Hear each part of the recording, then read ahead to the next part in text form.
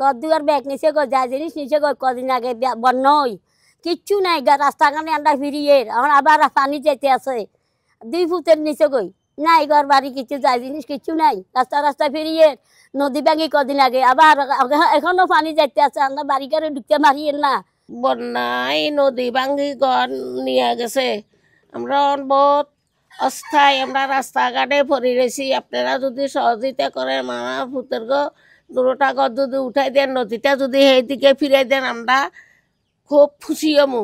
পাহাড়ি কিংবা ইন্ডিয়ান থেকে নেমে আসা ভয়াবহ পানি আমাদের ফুলগাজী পরশুরাম এমনভাবে ক্ষতিগ্রস্ত হয়েছে, যার সীমাহীন, মানুষ অনেক কষ্ট করতেছে পানিয়ে।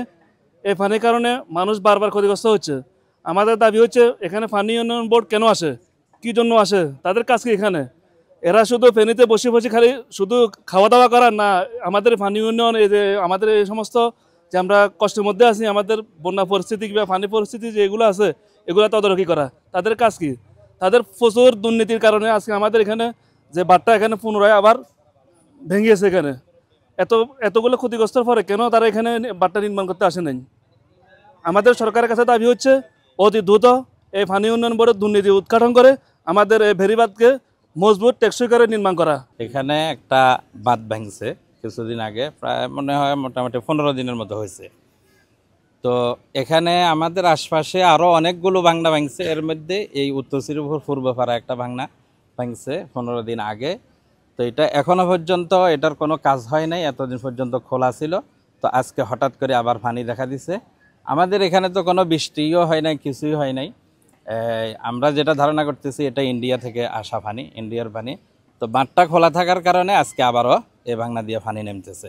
আমাদের এই বাঁধটা কিছুদিন আগে একবার ভাঙছিল, এখন আবার হঠাৎ করে এই বাঁধটা ভাঙি গেল। এখন আমাদের মাল সামানা সব বন্যার পানি নিয়ে যার, ঘর বাড়ি সারি আমরা আশ্রয়কেন্দ্রের দিকে চলে যাইতেছি। এখন আমাদের দাবি এই বাঁধটা যেন ঠিকভাবে বাঁধে, এটাই সরকারের কাছে আবেদন।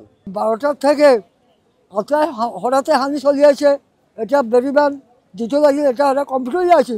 এটা এখন আরেকবার বন্যা হানি একো বাইরে নিচে গো, এখন একটা ঘর বাড়ি থাকতে না, 2 বাচ্চা সরিয়ে